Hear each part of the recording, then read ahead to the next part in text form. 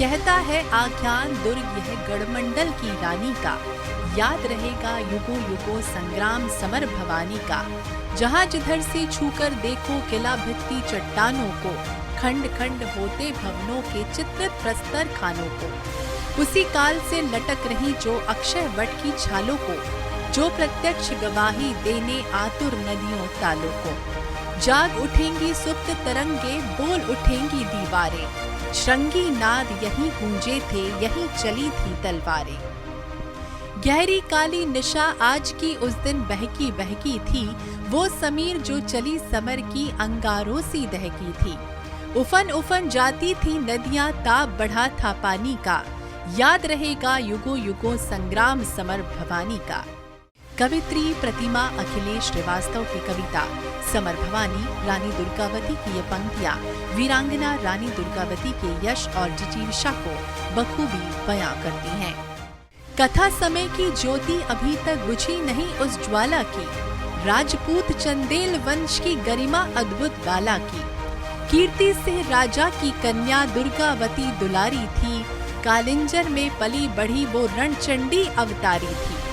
वीरांगना भेष पिता के साथ समर में जाती थी, रुद्र भैरवी रूप धरे दुश्मन को मार गिराती थी। उसकी रग रग में साहस का रक्त प्रवाह मचलता था, लक्ष्य प्रहार शत्रु की छाती पर उत्साह मचलता था।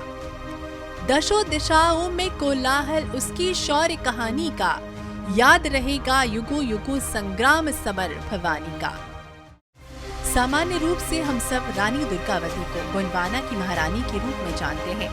रानी ने उस वक्त के मुगल शासक अकबर का पूरी हिम्मत और ताकत के साथ विरोध किया था, ये भी जानते हैं। रानी दुर्गावती आसफ खान की उस कुटिल रणनीति का शिकार बनी थी, जो उसने जबलपुर के नरई नाले पर धोखे की जमावट करके की थी। नरई नाले के पास रानी का बलिदान हुआ, ये भी हम सभी जानते हैं, पर शायद कम ही लोग जानते होंगे कि शेर शाह सूरी की मौत कालिंजर के युद्ध में वीरांगना दुर्गावती के प्रहारों से ही हुई थी।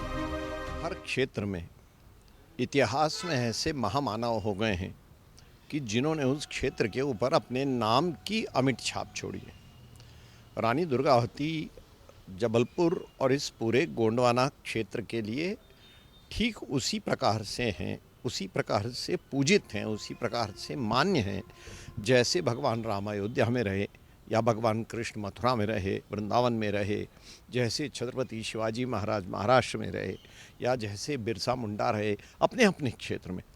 पर जो भी यहाँ पैदा हुआ है, जो यहाँ रह रहा है, जो यहाँ अपना जीवन यापन कर रहा है, उसके लिए रानी दुर्गावती प्रत्यक्ष भगवती दुर्गा की तरह पूज्य है।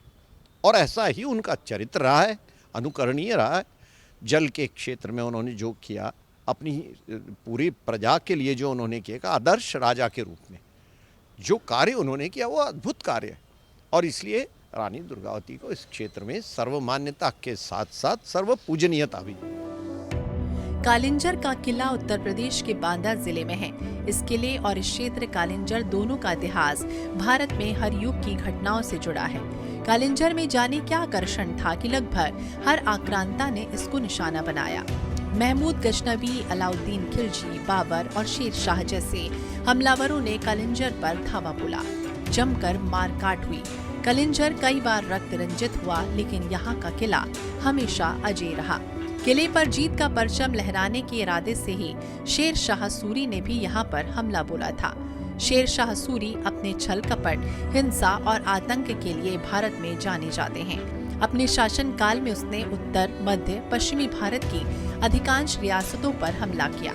शेर शाह 1529 में बंगाल का शासक बना, जिसने बाद में 1539 में चौसा के युद्ध में हुमायूं को हराकर मुगल सल्तनत पर कब्जा कर लिया।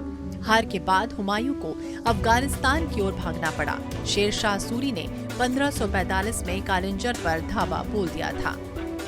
जहाँ जिधर से छूकर देखो किला भीति चट्टानों को, खंड खंड होते भवनों के चित्रित प्रस्तर खानों को। उसी काल से लटक रही जो अक्षय वट की छालों को, प्रत्यक्ष गवाही देने आतुर इन वृक्षों इन तालों को। बोल जाग उठेंगी सुप्त तरंगे, बोल उठेंगी दीवारें, श्रृंगी नाद यही गूंजे थे, यही चली थी तलवारें। यही निशा जो आज सुहानी उस दिन बहकी बहकी थी, वह समीर जो चली समर की अंगारों सी दहकी थी। रानी दुर्गावती का जन्म इसी कालिंजर के किले में हुआ। दुर्गावती कालिंजर के राजा पृथ्वीदेव सिंह चंदेल की बेटी थी। उनका जन्म 5 अक्टूबर 1524 को हुआ। वो अपने पिता और प्रभावशाली साम्राज्य की एकमात्र संतान थी, जिसके चलते उनका लालन पालन बहुत लाड़ प्यार के साथ हुआ। रानी दुर्गावती के पिता बेटी में पुत्र की छवि देखते थे, इसलिए उन्हें शास्त्र और शस्त्र विद्या की शिक्षा भी बचपन से ही दी गई। बचपन से उनके साथ वीरांगनाओं की एक टोली थी। उनकी अस्त्र शस्त्र चलाने में कुशलता को देखकर पिता ने उनका नाम दुर्गावती रखा। कालिंजर पर अक्सर हमले होते थे, जिसके चलते वहां के लोगों ने भी युद्ध कला शिक्षक का चलन हो गया। इसी संघर्षपूर्ण वातावरण में दुर्गावती बड़ी होने लगी। वीरांगना दुर्गावती कितनी साहसी थी, उनका अनुमान इस बात से लगाया जा सकता है कि वो कृपाण से चीते का शिकार कर लेती थी। उन्होंने बचपन से युद्ध देखा था। उनकी मां ने उन्हें इतिहास और पूर्वजों की वीरोचित परंपरा की कहानी सुनाकर बड़ा किया था।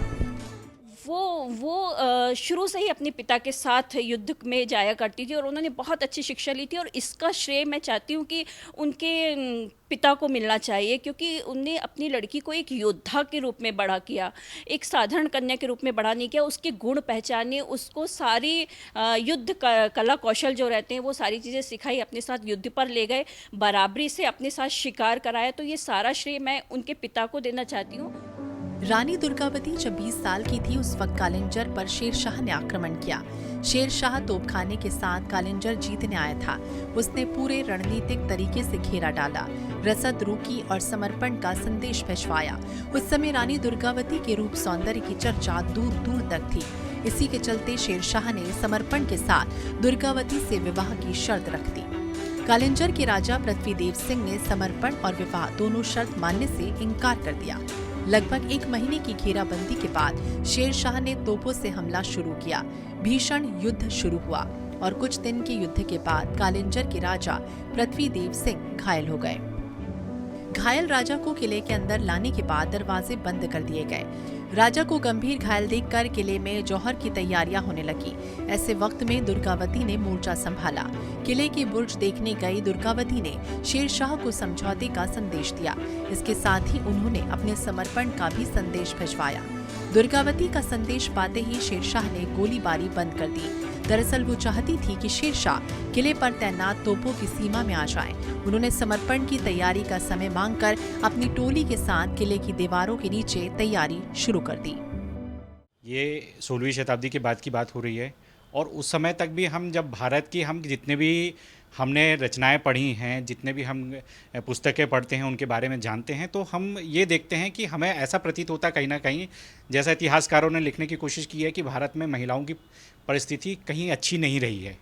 लेकिन जब हम रानी दुर्गावती पर परिप्रेक्ष्य में पढ़ते हैं तो आप ये सोचिए कि उस समय एक महिला, उसको उनके माता पिता पालते हैं तो किस तरह से पालते हैं कि योद्धा की तरह पालते हैं, और उसके बाद उनको अपनी प्रतिभा और दिखाने का और अपने जीवन अपनी तरह से जीने का पूरा हक दिया है। तो ये जो है ये कहीं ना कहीं इन चीज़ों को गलत साबित करता है जो कि इतिहास में लोगों ने दर्ज किया है कि भारत में महिलाओं की परिस्थिति सही नहीं थी। तो हम देख सकते हैं कि उस समय से सही थी। और मैं बताना चाहता हूं कि हर काल में क्या होता है कि या हम भी अपने जीवन में देखते हैं कोई ना कोई हमारी प्रेरणा होते हैं। अब आप सोचिए कि रानी दुर्गावती की क्या भला कोई प्रेरणा हो सकती है? जिसकी कोई प्रेरणा नहीं हो वो यदि कोई बड़ा कार्य करता है तो वो जो है कार्य एक इतिहास में दर्ज होता है। कालिंजर किले में गीत संगीत की धुन गूंजने लगी और ऐसा माहौल बना जैसे दुर्गावती विवाह करके विदा हो रही हैं। गाजे बाजी सुनकर शेरशाह भी उत्साहित हो गए। किले में पूरी तैयारी करने के बाद दुर्गावती ने शेरशाह को निमंत्रण भेजा। शेरशाह को शक न हो इसलिए वीरांगनाओं की टोली भेजी गई। जैसे ही शेरशाह उनके साथ बाहर आया, कालिंजर की तोपों की सीमा में आ गया। निशाने पर आए शेरशाह पर कालिंजर की तोपें बरस पड़ी। शेरशाह धोखा धोखा चिल्लाते हुए वापस भागा और इसी दौरान तोप के गोले का शिकार हो गया। मतलब साफ है कि 22 मई 1545 को दुर्गावती के कारण ही शेरशाह मारा गया। हालांकि कुछ इतिहासकार इस तथ्य से सहमत नहीं हैं। उनका कहना है कि शेरशाह अपनी तोप के गोले के फटने से मारा गया। जब शेरशाह ने धोखा धोखा कहकर तोप चलाने का आदेश दिया, तब उनका तोप का गोला किले की दीवार से टकराकर बिना फटे पलटकर आया और शेरशाह पर गिर गया। अब इन तथाकथित इतिहासकारों से ये प्रश्न किसी ने नहीं पूछा कि तोप के गोले में क्या हवा भरी थी जो पलट कर वापस आ गया। तोप का गोला बिना फटे हमेशा किले की दीवार के आसपास ही गिरता है। खैर जो भी हो, अगर ये मान लिया जाए कि शेरशाह अपनी ही तोप के गोले के पलटने से मर गया, तब तो ये स्पष्ट है कि उसकी मौत वीरांगना दुर्गावती की रणनीति और उन्हीं से युद्ध करके हुई थी।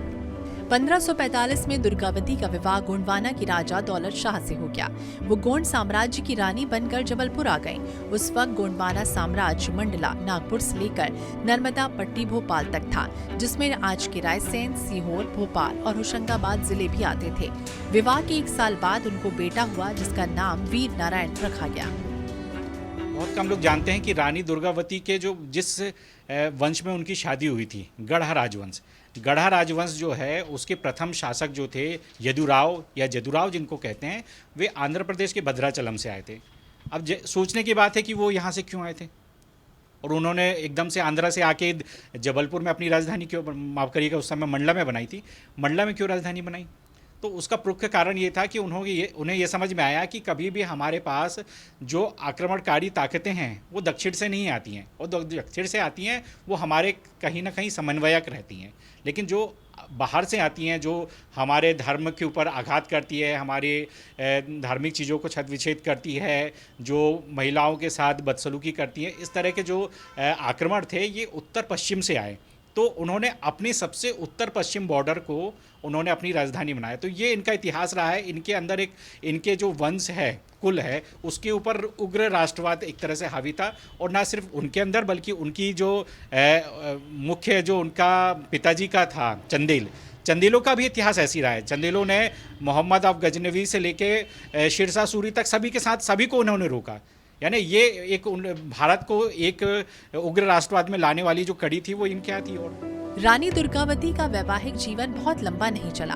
विवाह के 4 वर्ष बाद ही उनके पति की मृत्यु हो गई। पति के नहीं रहने पर दुर्गावती ने अपने 3 साल के बेटे वीर नारायण को सिंहासन पर बैठाया और राजकाज संभालने लगी। दुर्गावती प्रजावत्सल रानी थी।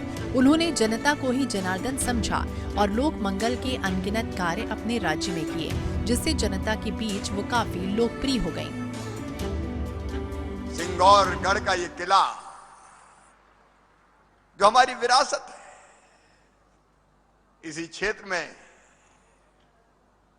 रानी दुर्गावती ने, आप जानते हैं मित्रों, संग्राम शाह उनके ससुर थे, दलपत साहब पति थे। जल्दी उनका स्वर्गवास हो गया था। उसके बाद अपने बेटे वीर नारायण की संरक्षिका बनके उन्हें इतना बढ़िया राज्य किया, इतना सुंदर राज्य किया और सुशासन दिया कि आज भी हम रानी के चरणों में नतमस्तक होते हैं, उनको प्रणाम करते हैं। अकबर ने यह दुस्साहस किया था, अपने सेनापति आसिफ खां को यहां भेजा था और भेजकर कोशिश की थी कि रानी अकबर की अधीनता स्वीकार कर ले। रानी दुर्गावती ने अपने राज्य में अनेक मठ, कुएं, बावड़ी और धर्मशालाएं बनवाई। वर्तमान जबलपुर भी उनके राज्य का हिस्सा था। यहाँ उन्होंने अपनी दासी के नाम पर चेरी ताल, अपने नाम पर रानी ताल और अपने विश्वस्त दीवान आधार सिंह के नाम पर आधार ताल बनवाया। उन पर मांडू के सुल्तान बाज बहादुर ने 3 बार आक्रमण किया और तीनों ही बार पराजित हो गया।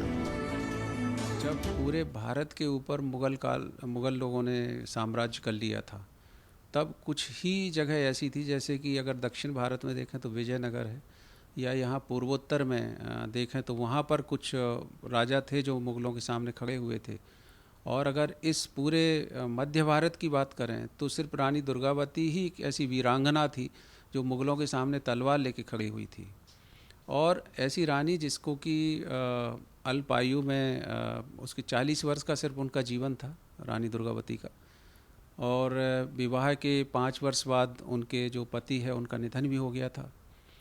और वो राजकाज संभालने की स्थिति में नहीं थी, भावुक थी काफ़ी, पर चूँकि आधार सिंह उनके जो सेनापति थे और गोंडवाना जो उनका साम्राज्य था, वहाँ की प्रजा के प्रयास से किसी तरह से वो राजकाज संभालने के लिए तैयार हुई, पर उसके बाद भी उन्होंने बोला कि जो राजा है वो वीर नारायण ही रहेगा, उनका पुत्र, और एक माता की तरह उन्होंने भूमिका का निर्वाह किया। और रानी दुर्गावती की जो नीतियां हैं, चाहे उनकी जल संरक्षण नीति हो, चाहे पर्यावरण वाली नीति हो, जबलपुर में आप देखिए इतने तालाब उन्होंने जल संरक्षण की दृष्टि से उस समय खुदवाए, और हर एक तालाब के बाजू में उन्होंने उसी तरह से वृक्षारोपण भी करवाया। मुगल शासक अकबर भी राज्य को जीतकर रानी को अपने हरम में रखना चाहता था। उसने विवाद प्रारंभ करने के लिए रानी के प्रिय सफेद हाथी सरमन, उनके विश्वस्त वजीर आधार सिंह को भेंट के रूप में अपने पास भेजने को कहा, लेकिन रानी दुर्गावती ने ये मांग ठुकरा दी, जिसके बाद अकबर ने अपने एक रिश्तेदार आसफ खां के नेतृत्व में आदिवासी गोंडवाना साम्राज्य पर हमला कर दिया। आदिवासी सैनिकों ने रानी दुर्गावती के लिए अपनी जान न्यौछावर कर दी और पहली लड़ाई में आसफ खान पराजित हो गया। दूसरी बार आसफ खान ने दुगनी सेना और तैयारी के साथ रानी के राज्य पर हमला बोला। वहीं रानी दुर्गावती के पास उस समय बहुत कम सैनिक थे। उन्होंने जबलपुर के पास नर्रई नाले के किनारे मोर्चा संभाला और स्वयं पुरुष वेश में युद्ध का नेतृत्व किया। इस युद्ध में 3000 मुगल सैनिक मारे गए, लेकिन रानी की सेना को भी बड़ा नुकसान हुआ। आसफ खां को पहली बार हार के बाद जब दूसरी बार आसफ खां ने किसी बड़े युद्ध की तैयारी के साथ रानी को परास्त करने की ठानी, तब उन्होंने अपनी छाती में अपने खुद के हाथों से कटार भोंककर अपना आत्म उत्सर्ग कर दिया। वे हमारे क्षेत्र की एक ऐसी रानी थीं जिन्होंने देवी अहिल्याबाई के समान अपनी प्रजा के हित के लिए अनेक कार्य किए। उनकी खेती पर ध्यान दिया, छोटे कारीगरों को औजार बनाने के लिए प्रेरित किया, और एक तरह से वे इस क्षेत्र में उन दिनों एकमात्र जो है शासक के रूप में उभरी थीं। पर शासकों की जो कुटिल नीति होती है, वे किसी को भी अपने से अच्छा काम करते हुए देख नहीं पाते हैं, और एक तरह से वे इस क्षेत्र में उन दिनों एकमात्र जो है शासक के रूप में उभरी थीं। अगले ही दिन 24 जून 1564 को मुगल सेना ने फिर हमला बोला। उस दिन रानी का सैन्य बल कमजोर पड़ गया। ऐसे में गोंड राज्य के उत्तराधिकारी वीर नारायण को रानी दुर्गावती ने किसी सुरक्षित स्थान पर भेजना उचित समझा। युद्ध के दौरान अचानक एक तीर उनकी भुजा में लगा। रानी ने उसे निकाल कर फेंका, पर अगले कुछ ही पल में दूसरे तीर ने उनकी आंख को भेद दिया। रानी ने इसे भी निकाला, पर उसकी नोक आंख में रह गई। तभी तीसरा तीर उनकी गर्दन में जा धंसा। एक इनका इतना बड़ा राज्य था जिसमें 52 गढ़ थी, और पूरे हिंदुस्तान में उस समय के 1600 के आसपास जब मुगल बादशाहों का राज्य था, लेकिन इतना बड़ा समृद्धशाली राज्य सिर्फ रानी दुर्गावती का था। अल्पायु में इनकी मृत्यु हो गई इनके पति की बीमारी के कारण, तो इनको अपने छोटे से बेटे के साथ इन्हें राज्य का सफलतापूर्वक उनका राज्य का संचालन किया। इनके राज्य में प्रजा सुखी थी। इन्होंने अपने राज्य काल में कई बावड़ियाँ बनाईं। जो आसफ खां करके एक सैनिक आया था मुग़लों के द्वारा, उसकी सभी शर्तें स्वीकार नहीं की, और फिर अंत में ये लड़ाई हुई, और लड़ाई में उनकी हजारों सेना थी और इनकी सैकड़ों सेना थी, लेकिन इतने दृढ़तापूर्वक उस टाइम पर लड़ी। एक महिला ने अपने देश में प्रथम ऐसा इतिहास बनाया रानी दुर्गावती ने, जो 3 दिन तक मुगल बादशाह की शहंशाही सेना के सामने लड़ती रहीं और अंत में वीर गति को प्राप्त हुई। रानी ने अंत समय निकट आते देखकर वजीर आधार सिंह से आग्रह किया कि वो अपनी तलवार से उनकी गर्दन काट दे, पर इसके लिए वो तैयार नहीं हुआ। आखिरकार रानी अपनी कटार खुद ही अपने पेट में घोंपकर आत्म बलिदान के पथ पर बढ़ गई। आदिवासी रानी वीरगति को प्राप्त हो गई, लेकिन किसी और की अधीनता को स्वीकार नहीं किया। महारानी दुर्गावती अकबर के सेनापति आसम खान से लड़कर अपनी जान न्यौछावर करने से पहले 15 सालों तक शान से शासन करती रही। जबलपुर के पास जिस जगह यह ऐतिहासिक युद्ध हुआ उस स्थान का नाम बरेला है, जो मंडला रोड पर स्थित है और वो रानी की समाधि बनी, जहां गोंड जनजाति के लोग जाकर अपने श्रद्धा सुमन अर्पित करते हैं। रानी दुर्गावती के सम्मान में 1983 में जबलपुर विश्वविद्यालय का नाम बदलकर रानी दुर्गावती विश्वविद्यालय कर दिया गया। भारत सरकार ने 24 जून 1988 रानी दुर्गावती के बलिदान दिवस पर एक डाक टिकट जारी की। जबलपुर संग्रहालय का नाम भी रानी दुर्गावती के नाम पर रखा गया। मंडला जिले के शासकीय महाविद्यालय का नाम भी आदिवासी रानी दुर्गावती के नाम पर रखा गया। रानी दुर्गावती की याद में कई जिलों में उनकी प्रतिमाएं लगाई गई। वीरांगना रानी दुर्गावती के शौर्य और उनकी बहादुरी के किस्से आज भी प्रचलित हैं। Bureau report INH 24/7।